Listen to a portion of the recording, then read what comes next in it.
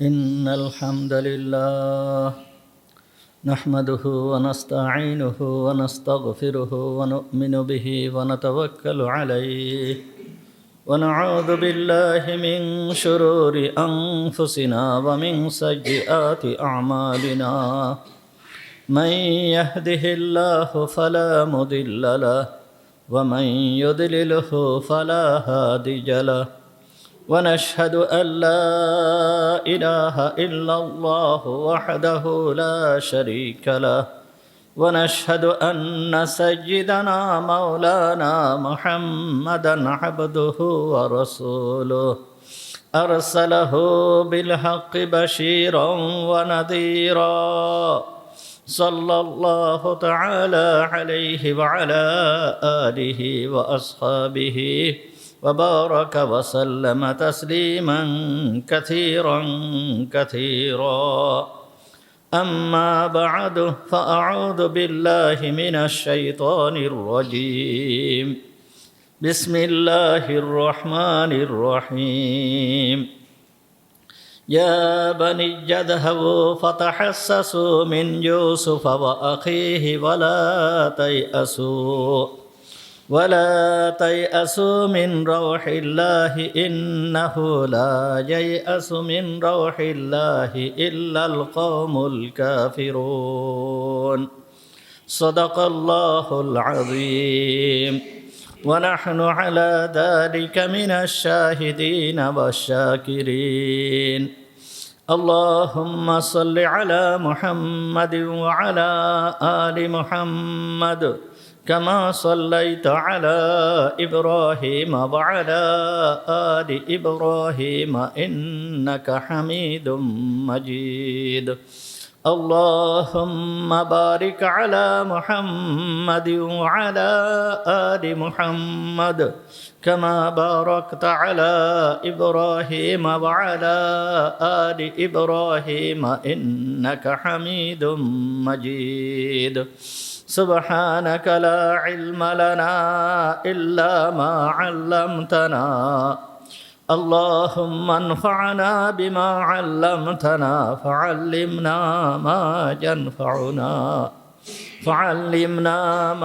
ينفعنا وزدنا علما رب اشرح لي صدري ويسر لي أمري واحلل عقدة من لساني يفقهوا قولي اللهم طهر قلوبنا عن غيرك ونور قلوبنا بنور معرفتك ربنا تقبل منا إنك أنت السميع العليم وتب علينا إنك أنت التواب الرحيم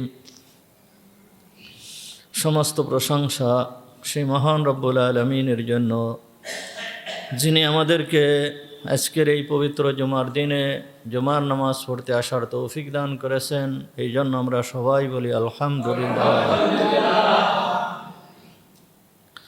আমাদের আলোচনা চলতেছিল সূরা ইউসুফ সম্পর্কে। আজ সূরা ইউসুফের 87 নম্বর আয়াত তেলাওয়াত করা হয়েছে। গত জুম্মায় 86 নম্বর আয়াত পর্যন্ত আলোচনা করা হয়েছিল। এই আয়াতের ভিতরে আল্লাহ তাআলা বলতেছেন ইয়া বানি ইয়াযহাবু ফাতাহাসসাসু মিন ইউসুফা ওয়া আখিহি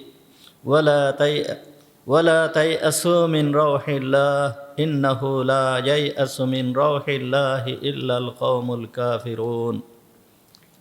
ইয়াকুব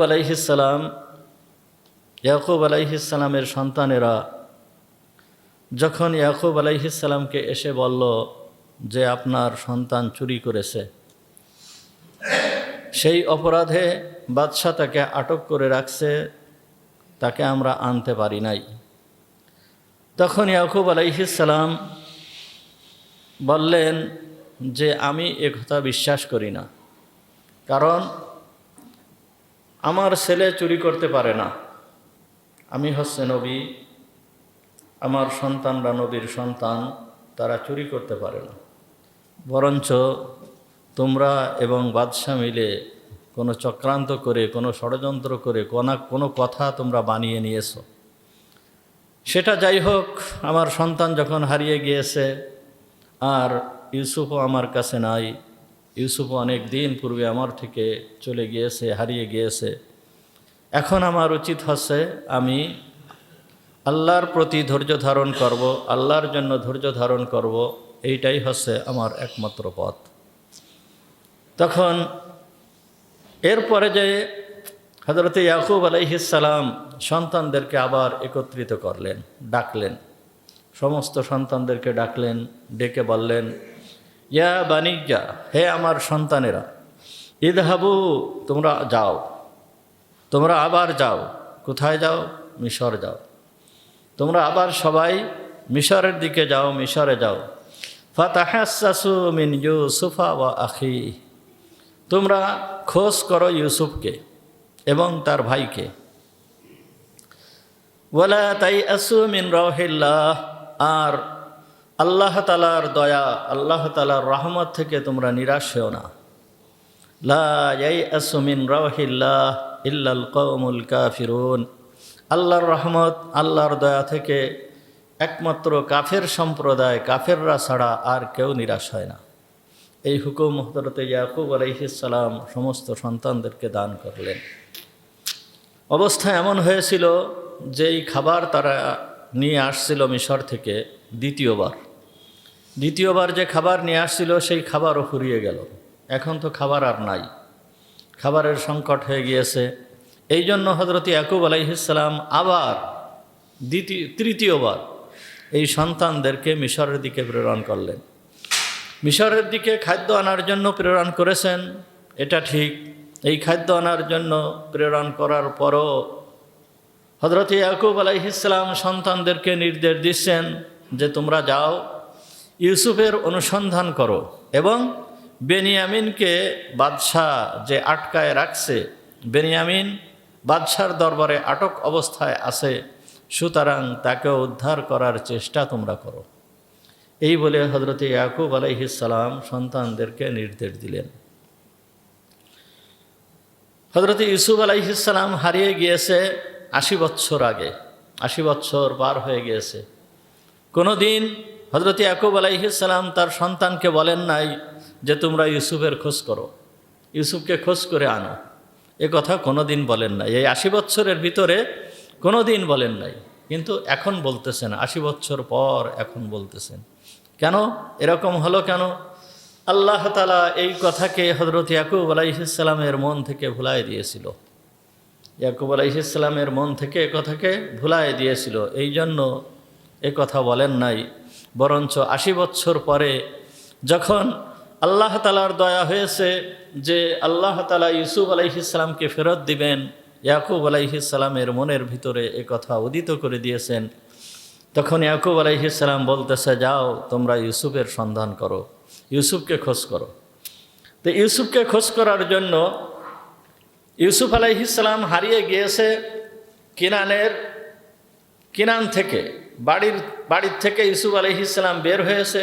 বের হওয়ার পরে ভাইয়েরা নিয়ে গিয়েছে, নিয়ে কোথায় রেখে এসে বা যাও একটা কিছু করে এসে তারা বলতেছে কি যে ইউসুফকে বাঘে খেয়ে ফেলেছে। তাহলে ইউসুফ হারিয়ে গেল কিনানে, সে কিনানে হারিয়ে গিয়েছে, 80 বছর আগে কিনানে হারিয়ে গিয়েছে। আর ইয়াকুব আলাইহিস সালাম এখন ইউসুফকে সন্ধান করার জন্য বলতেছে মিশরে, তোমরা মিশরে যাও এবং ইউসুফকে সন্ধান করো। তা মিশরে যাওয়ার জন্য, মিশরে যে ইউসুফকে সন্ধান করার কথা কেন বললেন? ইয়াকুব আলাইহিস সালামের তো উচিত ছিল যে বাড়ির আশেপাশে যেইখানে হারিয়ে গিয়েছে সেইখানে সন্ধান করার কথা বলা, কিন্তু তা বললেন না। বললেন কি, তোমরা মিশরে যাও, মিশরে যেয়ে ইউসুফকে সন্ধান করো, ইউসুফের খোঁজ করো। কথা বললেন কেন?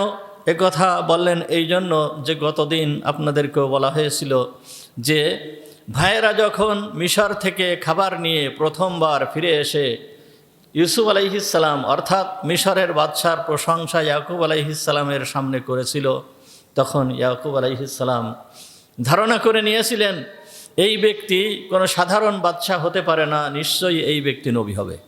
যদি এই ব্যক্তি নবী হয় তাহলে এই যুগে নবী কে হবে? এই যুগে একমাত্র নবী তো আমার সন্তান ইউসুফই হবে। সুতরাং উনি ধারণা করে নিয়েছিলেন যে হতে পারে যে আমার এই সন্তান ইউসুফ, যেই ব্যক্তি বাদশাহ সেই ব্যক্তি আমার সন্তান ইউসুফ, এটা হতে পারে। কিন্তু তিনি নিশ্চিত ছিলেন না, ওনার ধারণা, প্রবল ধারণা ছিল যে ইউসুফই হতে পারে। এই জন্য সন্তানদেরকে নির্দেশ দিলেন, ইযহাবু, তোমরা যাও, যে ফাতাহাসসাসু মিন ইউসুফা, তোমরা ইউসুফকে খোঁজ করো, এ কথা বলে সন্তানদেরকে পাঠালেন এবং বললেন যে তোমরা বেনিয়ামিনকে উদ্ধার করার চেষ্টা করো। এবং এই কথা বলল যে সন্তানদেরকে পাঠাচ্ছে মিশরের দিকে 3টে কাজের জন্য পাঠাচ্ছে। একটা হচ্ছে খাদ্য আনার জন্য, 1 নাম্বার খাদ্য আনা, খাদ্য ফুরিয়ে গিয়েছে, খাদ্য আনতে হবে। 2 নাম্বার ইউসুফের খোঁজ করা, 3 নাম্বার বেনিয়ামিনকে উদ্ধার করা। এই 3টে কাজের জন্য পাঠাচ্ছে। এই যে খাদ্য আনা, অন্যান্যবার খাদ্য আনার জন্য টাকা পয়সা দিয়ে দেন, এইবার খাদ্য আনার জন্য টাকা পয়সা দিতে পারেন নাই। সামনে আসতেছে কি টাকা পয়সা দিয়েছেন না দিয়েছেন, যাই হোক এই খাদ্য আনার জন্য দিয়েছেন কিন্তু টাকা পয়সা দিতে পারেন নাই। দ্বিতীয় কথা হচ্ছে ইউসুফ হারিয়ে গিয়েছে 80 বছর আগে, আর ইউসুফ হারিয়ে গিয়েছে কিনানের ভিতরে, তাকে খোঁজ করতে হবে মিশরের ভিতরে। তা ছেলেদের ভিতরে একটা অসম্ভব বিষয়ে কাজ করতেছে, যে একটা অসম্ভব জিনিস, এইটা কি করে সম্ভব?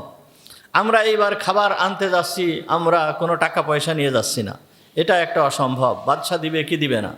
দ্বিতীয় হচ্ছে ইউসুফ হারিয়ে গিয়েছে, ইউসুফকে তো আমরা ফেলে দিয়েছিলাম, তারা তো ভালো করে জানে যে ইউসুফ কোথায় আছে, কি করেছে, ইউসুফকে আমরা ফেলে দিয়েছিলাম। কিন্তু সেই ইউসুফ মিশরে কিভাবে যাবে? সেই কিনান কোথায়? কিনান হচ্ছে সিরিয়ার ভিতরে, সেইখান থেকে মিশর কত দূর, এই এত দূর, ওইখানে ইউসুফ কিভাবে যাবে? এইটা তো অসম্ভব, এটা সম্ভব ছিল না সন্তানদের কাছে এ কথা মেনে নিতে। তাদের মন চাচ্ছিল না যে এইটা কি করে সম্ভব।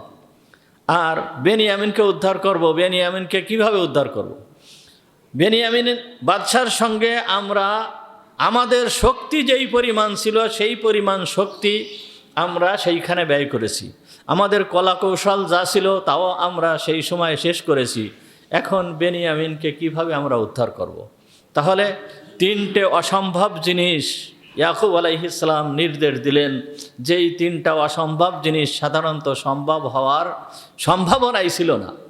তখন ইয়াকুব আলাইহিস সালাম এ কথা আঁচ করতে পেরে ইয়াকুব আলাইহিস সালাম সন্তানদেরকে বললেন, ওয়ালা তাইআসু মিন রাউহিল্লাহ, হে তোমরা যাও, তোমরা আল্লাহর রহমতের থেকে নৈরাশ্য না, আল্লাহর প্রতি ভরসা রেখে যাও, তোমরা আল্লাহর প্রতি ভরসা রেখে যাও। আল্লাহ সমস্ত কাজকে করতে পারেন, সমস্ত কিছুর ক্ষমতা আল্লাহর হাতে, সব কিছুই আল্লাহ করনেওয়ালা। সুতরাং তোমরা আল্লাহর রহমত থেকে নিরাশ হও না।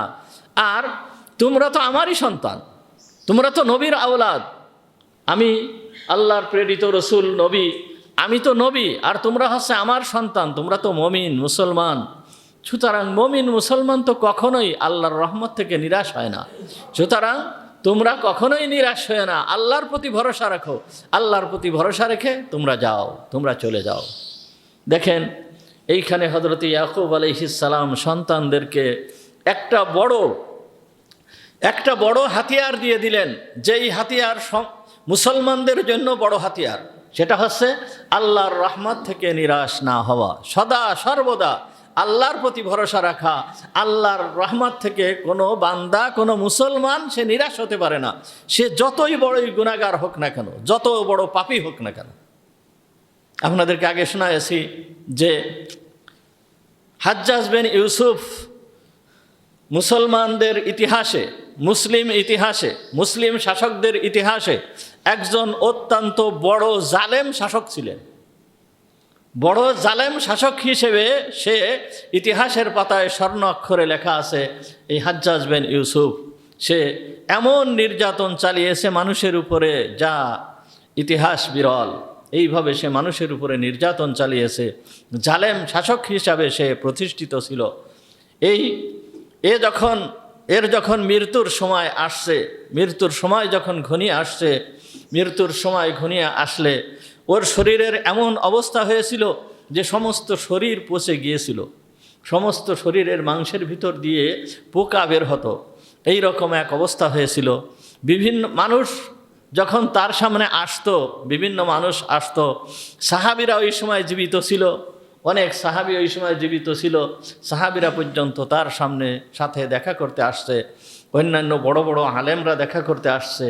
তাদের কাছে জিজ্ঞেস করছে যে যেই আসে তার কাছে বলে যে তুমি বলো তো আমাকে আল্লাহ কি ক্ষমা করবে? মৃত্যুর সময় হয়ে গেছে, যদিও সে জালেম কিন্তু সে তো মুসলমান, যদিও সে জালেম সে তো কি মুসলমান, জালেম হওয়া সত্ত্বেও সে মুসলমান, তার আল্লাহর প্রতি বিশ্বাস ছিল, সে মুমিন। সে বারবার জিজ্ঞেস করতো বলো তো আল্লাহ কি আমাকে ক্ষমা করবে? আমি যেই পরিমাণ অন্যায় কাজ করেছি, আমি যেই পরিমাণ গুনার কাজ করেছি, আল্লাহ কি আমাকে ক্ষমা করবে? ধরেন এই সময় যদি কেউ একটু আশার বাণী শোনায়, হ্যাঁ আল্লাহ তোমাকে ক্ষমা করতে পারেন বা করবে, তখন মনটা একটু শান্ত হয়। কিন্তু কেউ তার সামনে এই আশার বাণী শোনায় না। যে যার কাছে জিজ্ঞেস করে সে বলে যে না, আল্লাহ তোমাকে ক্ষমা করবে না, তুমি যেই পরিমাণ অন্যায় করেছো আল্লাহ তোমাকে কিভাবে ক্ষমা করবে? আল্লাহ তোমাকে ক্ষমা করবে না। সে নিরাশ হয়ে গেল। নিরাশ হয়ে একবার তার মায়ের কাছে জিজ্ঞেস করতেছে, মা বলো তো আল্লাহ কি আমাকে ক্ষমা করবে? তখন বলতেছে না রে বাবা, আল্লাহ তোকে কিভাবে ক্ষমা করবে? তুই যেই পরিমাণ অন্যায় করেছিস, যেই পরিমাণ জুলুম নির্যাতন করেছিস, আল্লাহ তোকে কিভাবে ক্ষমা করবে? তখন সে বলতেছে, মা কিয়ামতের ময়দানে বিচারের দায়িত্ব যদি তোমার উপরে দেওয়া হয়, তুমি যদি এই বিচার কার্য পরিচালনা করো, এখন তুমি বলো তুমি আমাকে ক্ষমা করবে কি করবে না? তখন মা বলতেছে যে বিচারের কাজ যদি আমার উপরে থাকে, তুই হচ্ছিস আমার সন্তান, তাহলে তোকে আমি কিভাবে ক্ষমা না করে পারবো? তোকে তো আমি ক্ষমা করে দেব। তখন হাজ্জাজ বিন ইউসুফ বলতেছে যে মা তোমার থেকে আমার আল্লাহর দয়া কোটি কোটি গুণ বেশি, সুতরাং আমি আল্লাহর দয়ার থেকে নিরাশ না, আমি আল্লাহর দয়ার থেকে নিরাশ না। আমি আশা করি যে আল্লাহ তাআলা আমাকে ক্ষমা করে দেবেন। মুমিনের আশা, মুমিনের ভরসা আল্লাহর প্রতি এইরকম হতে হবে। মুমিন কেন, আপনাদেরকে আগে শোনানো হয়েছে ইবলিস সে কত বড় নাফরমান, যেই ইবলিসকে আল্লাহ তাআলা তার দরবার থেকে বের করে দিলেন। ইবলিস কি ছিল? ইবলিস আগে আল্লাহর ইবাদত করেছে, এত পরিমাণ ইবাদত করেছে, তার এক একটা সিজদাকে যদি এক এক জায়গায় রাখা হয়, এইখানে একটা সিজদা, এখানে একটা সিজদা, এখানে একটা সিজদা, এইরকম যদি পার্থক্য পৃথক করে করে রাখা হয়, সমগ্র জমিন ছেয়ে যাবে, এমন কোনো জায়গা থাকবে না যে ইবলিসের সিজদা সেইখানে পড়ি নাই। এত পরিমাণ সিজদা সে করেছে। একাধারে 80 বছর পর্যন্ত আল্লাহর ইবাদত করেছে। আল্লাহর ইবাদত করতে করতে সে ফেরেশতাদের সাথে থাকতো, ফেরেশতাদের ভিতরে থাকতো, জান্নাতের ভিতরে থাকতো।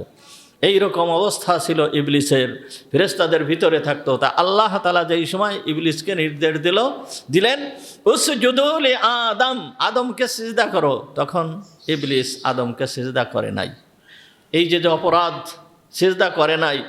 দেখেন এখানে আদমকে বলে ইবলিসকে বলেছে সিজদা করো, সে সিজদা করে নাই, বরঞ্চ সিজদা না করে আল্লাহর হুকুমের বৃদ্ধাচারণ করেছে, আল্লাহর হুকুমের বৃদ্ধাচারণ করেছে।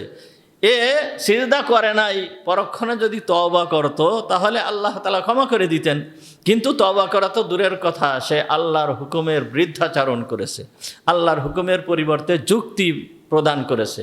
কি, এ আল্লাহ তুমি তো আমাকে সৃষ্টি করেছো আগুন থেকে, আর তাকে সৃষ্টি করেছো মাটি থেকে, খলাকতানি মিন নার ওয়া খলাকতাহু মিন তিন। সুতরাং আগুন সবসময় উপরের দিকে যায়, মাটি তো নিচের দিকে যায়। যা উপরের দিকে যায় সেই উপাদান দিয়ে যাকে সৃষ্টি করা হয়েছে সে তাহলে ভালো, আর যা নিচের দিকে যায়, যে এই উপাদান দিয়ে যাকে সৃষ্টি করা হয়েছে সে ভালো না। তাহলে আমি উত্তম কেন অনুত্তমকে সিজদা করবে? এই যে আল্লাহর হুকুমের সামনে যুক্তি দাঁড় করালো, আল্লাহ তাআলা তার এই যে অপরাধ করেছে, এই অপরাধের কারণে আল্লাহ তাআলা তাকে বহিষ্কার করে দিলেন। শুধু বহিষ্কার, এই ইবলিস এই সময়ে 8টা জিনিস হারিয়েছিল। এই সময়ে ইবলিস 8টা জিনিস হারিয়েছিল, আল্লাহ তাআলা তাকে বহিষ্কার করে দিলেন, বিতাড়িত করে দিলেন। 8টা জিনিস কি কি জিনিস হারিয়েছিল? সে দুনিয়ায় 80 বছর পর্যন্ত, 80 বছর না, ভুল বলেছি, যা ইবাদাতা সামানিনা আলফা সানা, 80,000 বছর, 80,000 বছর পর্যন্ত সে যে ইবাদত করেছে, এই ইবাদতকে আল্লাহ তাআলা বাজেয়াপ্ত করে দিলেন। কি কোনো ব্যক্তি যদি এমন অপরাধী হয়, সরকার অনেক সময় দেখা যায় যে সেই ব্যক্তির যত ধন সম্পদ থাকে সব কিছু বাজেয়াপ্ত করে দেয়, সরকার সেইগুলোকে নিয়ে নেয়। এইগুলো কিন্তু সরকারের সম্পদ না, এই সম্পদগুলো সে নিজে উপার্জন করে অর্জন করেছে, নিজের উপার্জনের মাধ্যমে এই সম্পদগুলো গড়ে তুলেছে। কিন্তু সরকারের এমন ক্ষমতা রয়েছে, যেই ক্ষমতায় ওই সরকার তার সমস্ত সম্পদ বাজেয়াপ্ত করতে পারে, আর এইটে দেশের আইনে এইটি অবৈধ না। তাহলে ইবলিস এমন অপরাধ করেছে, যেই অপরাধের কারণে আল্লাহ তাআলা তার 80,000 বৎসরের ইবাদতকে বাজেয়াপ্ত করে দিয়েছেন। এই 80,000 বৎসরের ইবাদত আল্লাহর দরবারে কোনো কাজে আসলো না, সব শেষ। 80,000 বৎসরের ইবাদত সব শেষ। দ্বিতীয় নম্বর, আখরাজাল্লাহু মিনাল জান্নাহ। দ্বিতীয় নম্বর হচ্ছে আল্লাহ তাআলা তাকে জান্নাত থেকে বহিষ্কার করে দিলেন, জান্নাত থেকে বের করে দিলেন। তৃতীয় নম্বর হচ্ছে সারা মালউনান। তৃতীয় নম্বর হচ্ছে মাহরুমান মিন রাহমাতিল্লাহ, সে আল্লাহর রহমত থেকে বের হয়ে গেল। জান্নাত থেকে তো বের হলো, আল্লাহর রহমত থেকেও তাকে আল্লাহ তাআলা বের করে দিলেন। দেখেন এখানে আল্লাহর রহমত থেকে বের করে দিচ্ছেন আল্লাহ।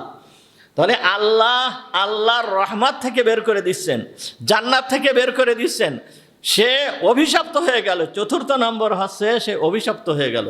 আল্লাহ তাআলার অভিশাপ তার জন্য অবধারিত হয়ে গেল সারা জীবনের জন্য, সারা জীবন তার উপরে আল্লাহ তাআলার অভিশাপ।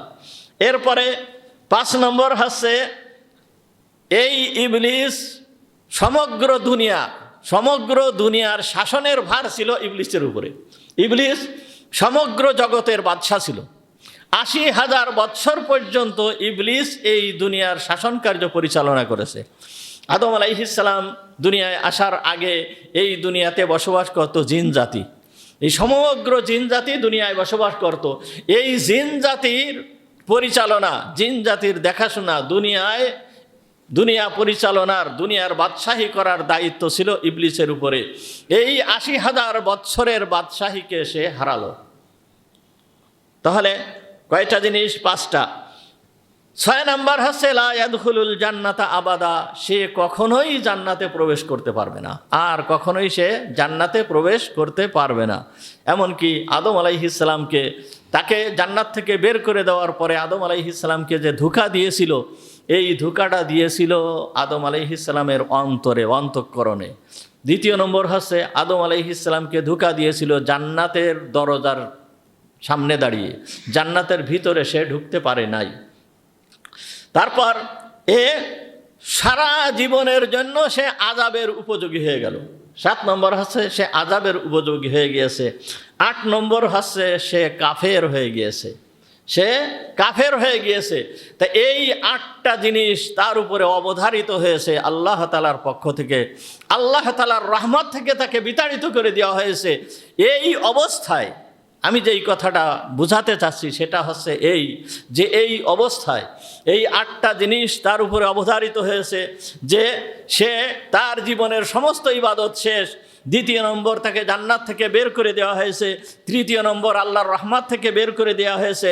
চতুর্থ নম্বর, সে হয়েছে অভিশপ্ত। 5ম নম্বর, সে দুনিয়ার বাদশাহীকে হারিয়েছে। 6ষ্ঠ নম্বর, সে জান্নাতে আর কখনো প্রবেশ করতে পারবে না। 7ম নম্বর, সে আযাবের উপযুক্ত হয়েছে, সে জাহান্নামের উপযুক্ত হয়েছে। 8 নম্বর হচ্ছে সে কাফের হয়ে গিয়েছে। এখন এই ব্যক্তির আল্লাহর কাছে কি কোনো মূল্য আছে? আল্লাহর তার উপরে কেমন রাগ আল্লাহর তার উপরে আসে। দেখেন এই অবস্থায় ইবলিসেরই হচ্ছে সে আল্লাহর থেকে নিরাশ হয় নাই। আল্লাহর থেকে কি হয় নাই? নিরাশ হয় নাই। এমন অবস্থার পরেও ইবলিস আল্লাহর থেকে নিরাশ হয় নাই। সে আল্লাহর কাছে এইবার চাওয়া শুরু করেছে, দরখাস্ত শুরু করে দিয়েছে। কি দরখাস্ত? যেই দরখাস্ত কবুল হওয়ার মতো না, যেই দরখাস্ত কবুল হওয়ার মতো না, ভালো লোকের থেকেও কবুল হওয়ার মতো না। আর ইবলিস তো দূরের কথা, সে একেবারে সব থেকে নিকৃষ্ট ব্যক্তি হিসাবে পরিগণিত হয়েছে। এই ইবলিসের এই দরখাস্ত কি কবুল হয়? সে আল্লাহর কাছে দরখাস্ত করা শুরু করেছে, আল্লাহর কাছে বলা শুরু করছে। কি বলা শুরু করছে? ইয়া রাব্বি ইন্না খলাকতা আদম ওয়া জাআলতা বাইনি ওয়া বাইনাহু আদাওয়া ফাসাল্লিতনি আলাইহি। হে আল্লাহ, তুমি আমাকে সৃষ্টি করেছো এবং আদমকে সৃষ্টি করেছো, আর আদম আর আমার ভিতরে শত্রুতা হয়ে গিয়েছে। আমার আর আদমের ভিতরে তুমি শত্রুতা সৃষ্টি করে দিয়েছো। সুতরাং আদম আর আমার ভিতরে যখন তুমি শত্রুতা সৃষ্টি করে দিয়েছো, ফাসাল্লিতনি আলাইহি, হে আল্লাহ, তুমি তার উপরে আমাকে প্রভাবিত করে দাও, তার উপরে আমাকে প্রভাবিত করে দাও। আমি যেন তার উপরে প্রভাব বিস্তার করতে পারি, এই ক্ষমতা তুমি আমাকে দিয়ে দাও। আল্লাহ তাআলা তার এই দোয়াকে কবুল করলেন। এই অবস্থার ভিতর দিয়েও আল্লাহ তাআলা তার এই দোয়াকে কবুল করলেন। আল্লাহ তাআলা কি করলেন? আল্লাহ তাআলা বলতেছেন, কি বললেন আল্লাহ তাআলা? জাআলতু সুদুরহুম মাসাকিনা লাক। মানুষ সাধারণত, মানুষের অন্তঃকরণ, মানুষের মন যখন যেই দিকে যায় মানুষ তাই করে। মন যেই দিকে যায়, আপনি আমি যত মানুষ আছে দুনিয়ায়, যত মানুষ আছে, মানুষের অন্তর যেই দিকে যায় মানুষ কিন্তু সেইটাই করে। মানুষ অন্তরের অনুগামী, মানুষ অন্তরের অনুগামী। মনের ভিতরে যেইটা আসে সেইটাই সে বাস্তবায়িত করে। তা আল্লাহ তাআলা বললেন যে সে দোয়া করলো, কি দোয়া? হে আল্লাহ, তুমি আদমের উপরে এবং আদম সন্তানের উপরে আমাকে প্রভাবিত করে দাও। আল্লাহ তাআলা বলতেছেন যে হ্যাঁ, তোকে দিয়ে দিলাম, তোকে এমন ক্ষমতা দিলাম যে তুই আদম সন্তানের অন্তঃকরণের উপরে, কলবের উপরে তুই বসে থাকবি। কলবকে তোর বসার জায়গা বানাই দিলাম। তুই আদম সন্তানের কলবের উপরে, অন্তরের উপরে তুই বসে থাকবি, বসে পড়ে আচ্ছা মতন ধোঁকা দিতে পারবি। তারপর দ্বিতীয় এই দরখাস্ত যখন মঞ্জুর হয়েছে আল্লাহর পক্ষ থেকে, এখন ইবলিস আর লোভ সামলাতে পারতেছে না। ইবলিস বলতেছে, ফাজিদনি রব্বি, হে আমার রব, তুমি আমাকে আরো একটু বেশি দাও, আমাকে আরো একটু বেশি দাও। তখন আল্লাহ তাআলা কি বললেন? আল্লাহ তাআলা এইবার বলতেছেন, লা ইউলাদু ওয়ালাদুন লি আদম ইল্লা ওয়ালিদা লাকা আশরা।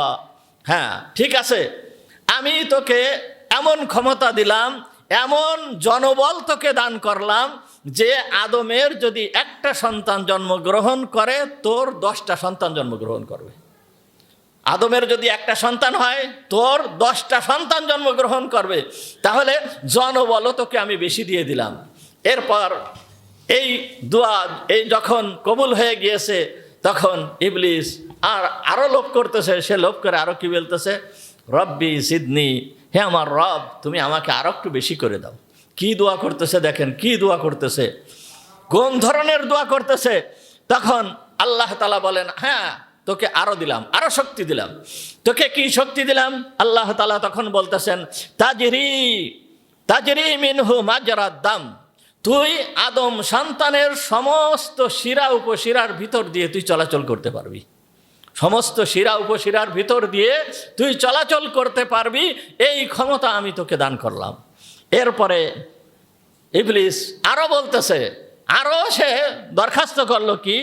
রব্বি সিদনি, হে আল্লাহ, তুমি আমাকে আরো বেশি দিয়ে দাও। তখন আল্লাহ তাআলা বলতেছে যে তুই আওয়াজের মাধ্যমে, তোর সৈন্যের মাধ্যমে, ঘোড়া বা অন্যান্য ইসের মাধ্যমে যে পরিমাণ পারবি সেই পরিমাণ আদমকে তুই পথভ্রষ্ট করতে পারবি, এই ধরনের ক্ষমতা তোকে দিয়ে দিলাম। বিভিন্ন ধরনের শব্দ, বিভিন্ন ধরনের কুমন্ত্রণা, বিভিন্ন ধরনের আকৃতি ধারণ করে তুই ভ্রষ্ট করতে পারবি, এই ক্ষমতা আমি দিয়ে দিলাম। দেখেন, পঞ্চম নম্বর, সে কত বড় একটা সে দরখাস্ত করে ফেলছে। সে বলতেছে, আনজিরনি ইলা ইয়াউমি ইউবআসুন, হে আল্লাহ তুমি তো এই ক্ষমতাগুলো আমাকে দিয়ে দিলে।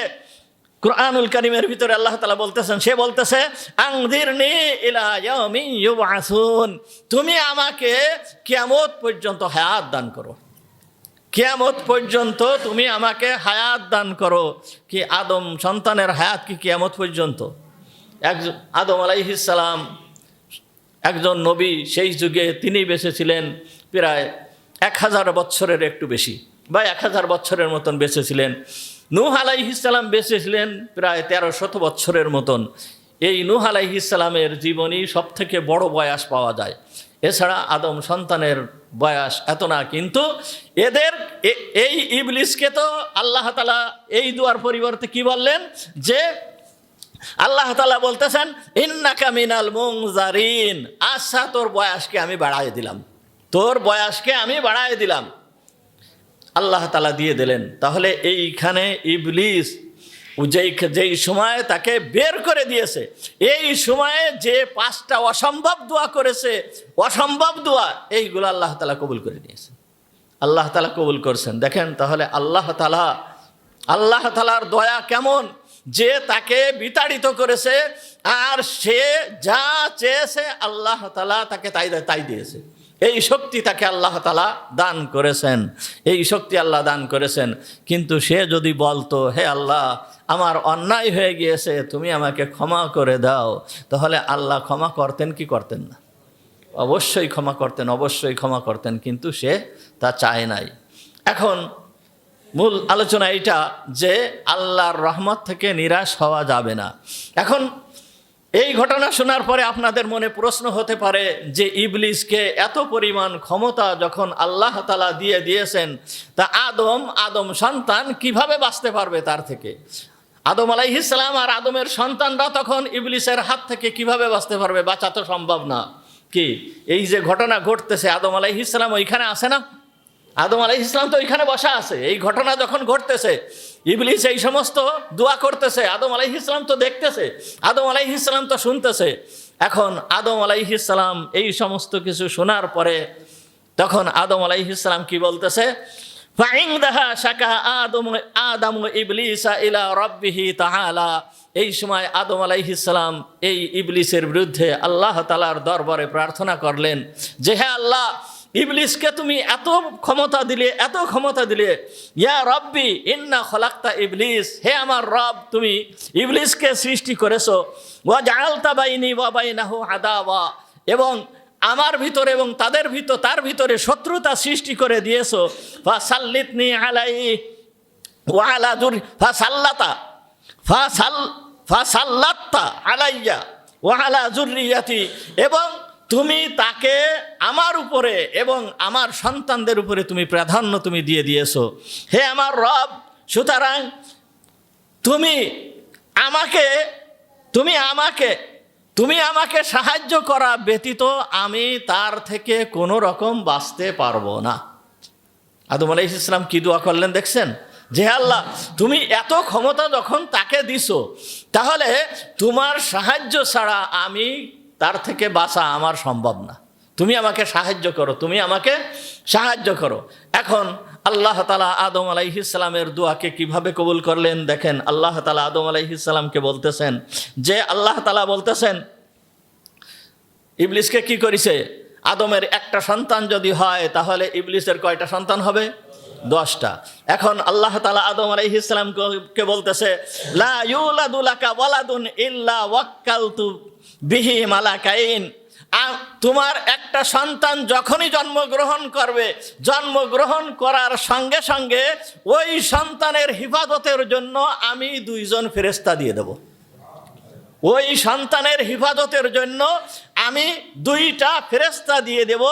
সেই ফেরেশতা কি করবে?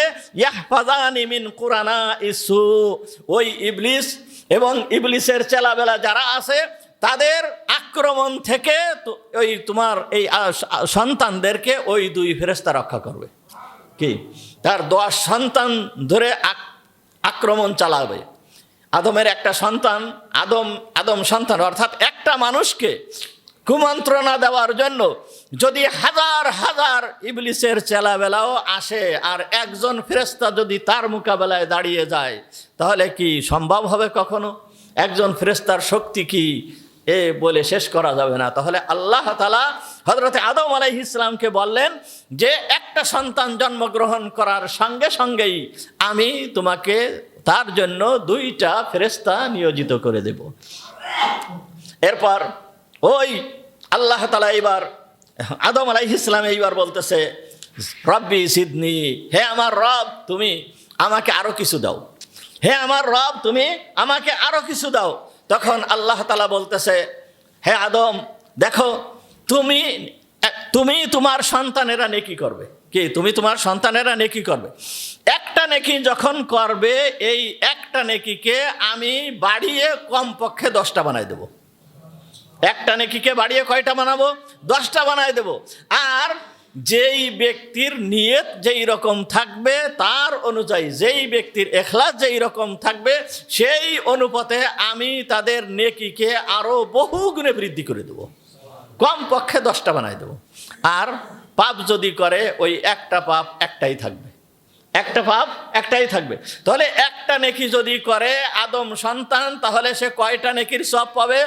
কমপক্ষে 10টা নেকির সওয়াব পাবে। এই কথা শোনার পরে হযরত আদম আলাইহিস সালাম এইবার বলতেছে, ইয়া রব্বি সিদনি, হে আমার রব তুমি আমাকে আরো বেশি কিছু দান করো, হে আমার রব তুমি আমাকে আরো কিছু দান করো। তখন আল্লাহ তাআলা বলতেছে যে, আল্লাহ তাআলা এই কথা সূরা জুমারের 53 নম্বর আয়াতের ভিতরে আল্লাহ তাআলা সেই কথা বলতেছে, ইয়া ইবাদিয়াল্লাযীনা আসরাফু আলা আনফুসিহিম লা তাকনাতু মির রাহমাতিল্লাহ ইন্নাল্লাহা ইয়াগফিরুয যুনুবা জামিআ। ইয়া ইবাদিয়াল্লাযীনা আসরাফু আলা আনফুসিহিম, আল্লাহ তাআলা আদম সন্তানকে লক্ষ্য করে বলতেছে, ইয়া ইবাদি, হে আমার বান্দারা, আল্লাযীনা আসরাফু আলা আনফুসিহিম, যারা নিজেদের উপরে জুলুম করে ফেলেছো, নিজেরা নিজেদের অপরাধ করে ফেলেছো, অপরাধ করেছো, এই সমস্ত বান্দাদেরকে ইয়া ইবাদি সম্বোধন করতেছে, হে আমার বান্দারা।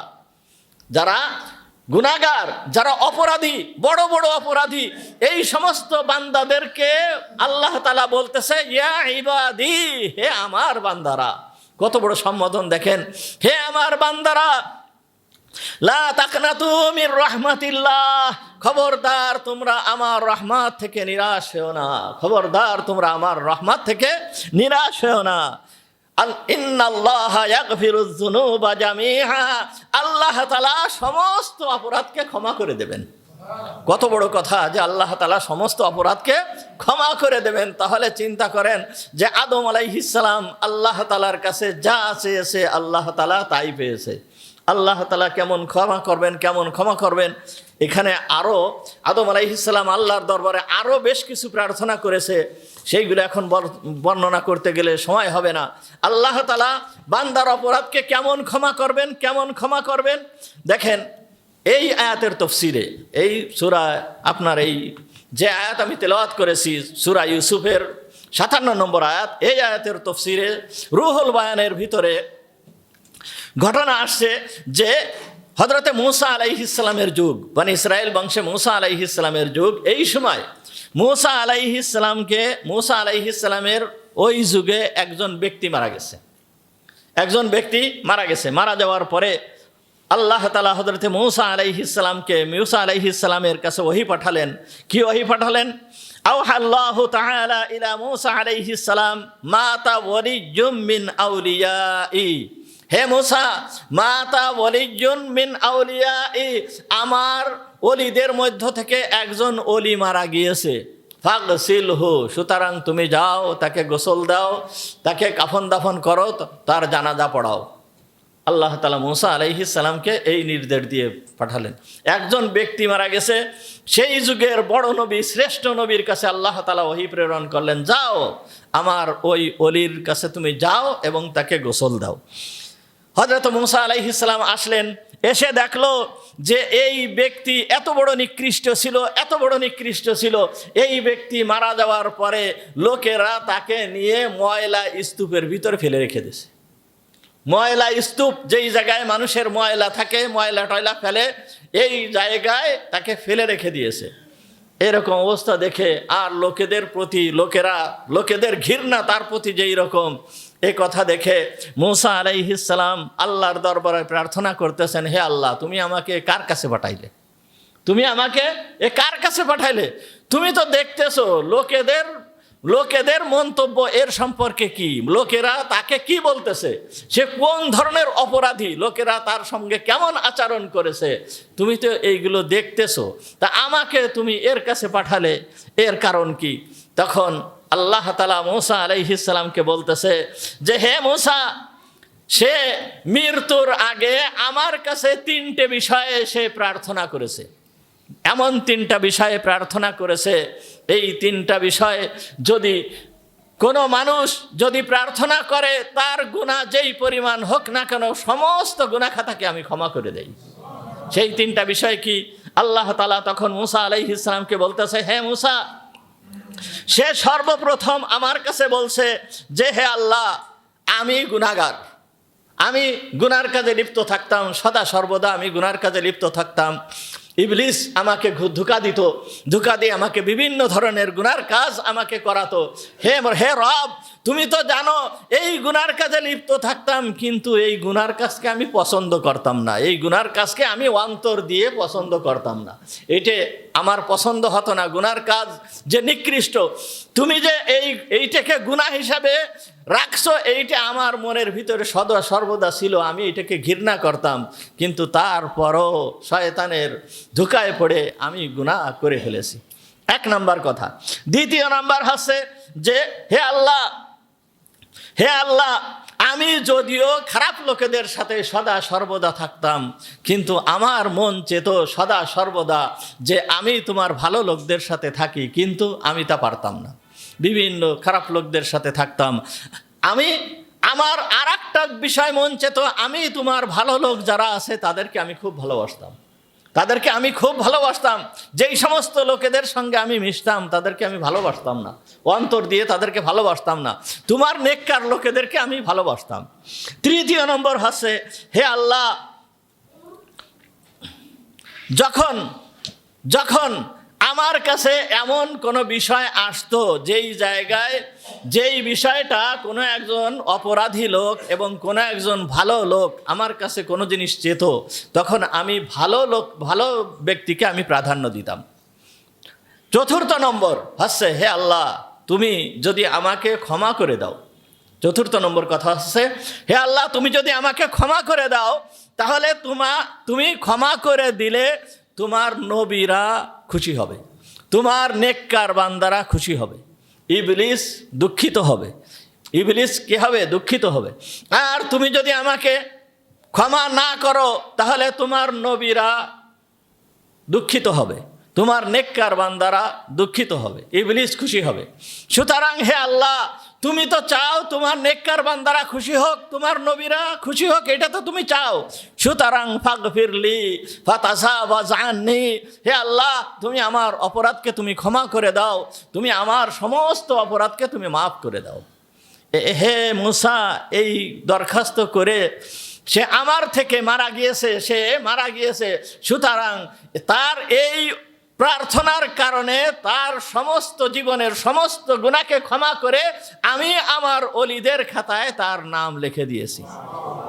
কত বড় কথা চিন্তা করতে পারছেন যে আল্লাহর রহমত থেকে কি নিরাশ হওয়া যাবে না, আল্লাহর রহমত থেকে নিরাশ হওয়া যাবে না। আরও একটা ঘটনা আসছে বনি ইসরাইল বংশের এক ঘটনা মুসলিম শরীফের ভিতরে আসছে। শুধু মুসলিম শরীফ না, আরও অন্যান্য কিতাবের ভিতরে আসছে। মুসলিম শরীফের 2766 নম্বর হাদিস। এই হাদিসটা হযরত আবু সাঈদ খুদরি রাদিয়াল্লাহু তাআলা আনহু থেকে বর্ণিত। আবু সাঈদ খুদরি রাদিয়াল্লাহু তাআলা আনহু থেকে বর্ণনা করেছেন। মুহাম্মদুর রাসূলুল্লাহ সাল্লাল্লাহু আলাইহি ওয়াসাল্লাম সাহাবীদের সামনে বর্ণনা করতেছেন এই ঘটনা। বনি ইসরাইল বংশের ওই মুসা আলাইহিস সালামের ওই সময়ের এক ঘটনা হুজুর সাল্লাল্লাহু আলাইহি ওয়াসাল্লাম সাহাবীদের সামনে বর্ণনা করতেছেন। তো সেই ঘটনা কি ছিল? যে এই বনি ইসরাইল বংশে একজন লোক ছিল, সে ৯৯ জন লোককে হত্যা করেছে। কতজন? ৯৯ জন লোককে হত্যা করেছে। ৯৯ জন লোককে যখন হত্যা করেছে, হত্যা করার পরে তার মনের ভিতরে আসছে যে আমি এত লোক হত্যা করেছি, আমি তো মুসলমান, আমার তো মরতে হবে, আমি কি আমার জীবনকে এইভাবে চলবে? তার মন চেয়েছে যে আমি তওবা করব। তা আমার কি তওবা হবে? আমার তওবা কি কবুল হবে? আমি যেই অপরাধী, আমার তওবা কি কবুল হবে? তখন সে মনে করলো, কিছু লোকের সাথে পরামর্শ করলো যে আমি তওবা করতে চাই, কোথায় যাব? তখন লোকেরা বললো যে ওই অমুক জায়গায় একজন আলেম আছে, তুমি তার কাছে যাও। ওই বনি ইসরাইলদের যেই আলেম ছিল তাদের কাছে, ওই ব্যক্তি তাদের কাছে, সেই আলেমের কাছে গেল। যাওয়ার পরে সে বলতেছে যে অর্থাৎ সে নিজে বলতেছে যে সে ৯৯ জন লোককে হত্যা করেছে। এখন এই ব্যক্তির জন্য কি তওবা আছে? আল্লাহ কি তার তওবাকে কবুল করবে? এখন ওই আলেম তেমন বড় আলেম ছিল না, মোটামুটি পর্যায়ের আলেম ছিল। সে বলতেছে যে তুমি ৯৯ জন লোককে হত্যা করেছো, আর আল্লাহ তাআলা তোমার এই অপরাধকে ক্ষমা করবে? এ তো হতে পারে না, আল্লাহ তোমাকে ক্ষমা করবেন না। যখন এই কথা বলছে, কথা বলার সঙ্গে সঙ্গে সে তরবারি বাইর করে ওকে হত্যা করে ফেলেছে। সাথে সাথে ওই ব্যক্তিকে হত্যা করা হলো। ফা কামুলাল মিআহ, কি হাদিসের ভিতরে হুজুর সাল্লাল্লাহু আলাইহি ওয়াসাল্লাম বলতেছেন কি, ফা কামুলাল মিআতু, কতজন? 100 হয়ে গেল। 100 জন হয়ে গেছে। এখন 100 জন হত্যা করার পর আবার মনের ভিতরে আসছে যে আল্লাহ, আমি কি করলাম? ছিল ৯৯ জন, তারপরে আর একজন হত্যা করলাম, তারপরে একজন আলেমকে হত্যা করলাম, আমার কি কোনো ক্ষমা আছে? আমার কি কোনো ক্ষমা আছে? আমি কি ক্ষমা পাবো? তখন লোকেরা বলল যে হ্যাঁ, ওই জায়গায় একজন বড় আলেম আছে, তুমি তার কাছে যাও। এখন এই ব্যক্তি ওই বড় আলেমের কাছে চলে গেল। চলে যাওয়ার পরে বলতেছে যে ঘটনা এই, সমস্ত ঘটনা খুলে বলছে। বলার পরে বলতেছে হাল্লাহু মিন তাওবা, এই ব্যক্তির জন্য কি কোনো তওবা আছে? অর্থাৎ আমার জন্য কি কোনো তওবা আছে? তখন বলল যে হ্যাঁ, তোমার জন্য তওবা আছে, তোমার জন্য তওবা আছে। তুমি কি করবে? তুমি এই যে এই জনপদে আসো, এই জনপদে তুমি থাকতে পারবে না, তুমি ওই জনপদে চলে যাও, ওই জায়গায় চলে যাও। ওইখানে কিছু লোক আছে, তারা কি ইয়াবুদুন আল্লাহ, তারা আল্লাহর ইবাদত করে। ওই জায়গায় যাও, ওইখানে যে তুমি তাদের সাথে থেকে তুমি আল্লাহর ইবাদত করো, আল্লাহ তাআলা তোমাকে ক্ষমা করে দেবেন। কিন্তু ওই জনপদের থেকে তুমি এই জনপদে আর আসবে না। এই হাদিসের দ্বারা বোঝা যায় যে যেই এলাকার লোক ভালো সেইখানেই বসবাস করতে হয়। যেই এলাকার লোক ভালো, যেই এলাকায় দিন ইসলামের পরে ইসলামকে টিকায় রেখে বসবাস করা যায়, সেই স্থানেই বসবাস করতে হয়। যাই হোক, ওই ব্যক্তি ওইখান থেকে চলে গেল মানে যাওয়ার জন্য রওনা হয়েছে। যখন যাচ্ছে, ওই এলাকায় যাচ্ছে, পথিমধ্যে ওই ব্যক্তি অসুস্থ হয়ে পড়েছে। এমন অসুস্থ, সে মৃত্যুর শয্যায় শায়িত, মৃত্যু তার চলে আসছে। সে পথিমধ্যে শুয়ে পড়েছে। যখন শুয়ে পড়েছে, আর চলতে পারতেছে না, চলতে পারতেছে না। এই সময়ে হাদিসের ভিতরে আসে ওয়ানা আবি সদরিহি, সে বুকটাকে একটু মানে হেসড় দিয়ে বুকের উপরে একটু ভর করে ওই দিকে চলার জন্য একটু চেষ্টা করেছে। এই যে বুকের উপরে ভর দিয়ে চলার জন্য একটু চেষ্টা করেছে, আল্লাহ তাআলার বড় পছন্দ হয়ে গিয়েছে। এই অবস্থায় এই ব্যক্তি মারা গেছে। যখন মারা যাওয়ার পরে এই ব্যক্তির জান নেওয়ার জন্য আসছে 2 ধরনের ফেরেশতা। ফাহাদারাত ফিহি মালাইকাতুর রাহমাতি ওয়া মালাইকাতুল আযাব, আযাবের ফেরেশতা এবং রহমতের ফেরেশতা, 2 ধরনের ফেরেশতাই আসছে। আযাবের ফেরেশতা এসে বলতেছে যে এর রূহকে আমরা নিয়ে যাব, কারণ এ জীবনে কোনো দিন একটা ভালো কাজ করে নাই। রহমতের ফেরেশতা এসে বলতেছে এর রূহকে আমরা নিয়ে যাব, কারণ এই ব্যক্তি তওবা করেই সে আসছে, এই ব্যক্তি তওবা করেছে, সুতরাং এর রূহকে আমরা নিয়ে যাব। 2 দল ফেরেশতার ভিতরে ঝগড়া চলতেছে। এর ভিতরে আল্লাহ তাআলা তৃতীয় একজন ফেরেশতাকে মানুষের আকৃতি দিয়ে প্রেরণ করে দিয়েছেন, পাঠায় দিয়ে বলতেছে, এই 2 দল ফেরেশতাকে বলতেছে কিসুল হাল আরদ, তোমরা কি করো? এই জমিনকে মাপো, এই জমিনকে মাপো, যেই দিকের জমিন কম হবে সেই তার ফয়সালা ওই দিকেই হবে। যেই দিকের জমিন কম হবে, অর্থাৎ তার বাড়ির থেকে যেই জায়গায় মৃত্যু হয়েছে এই দিকের জমিন যদি বেশি হয় তাহলে কি আযাবের ফেরেশতারা নেবে। আর যদি তার মানে যেই জায়গায় মারা গেছে এইখান থেকে নিয়ে ওই এলাকা পর্যন্ত যেই জমি, এই জমি যদি কম হয় তাহলে কি করবে, রহমতের ফেরেশতারা নিয়ে যাবে। অর্থাৎ বেশি পথ সে যেই দিকে অতিক্রম করেছে সেই দিকেই ফয়সালা হবে।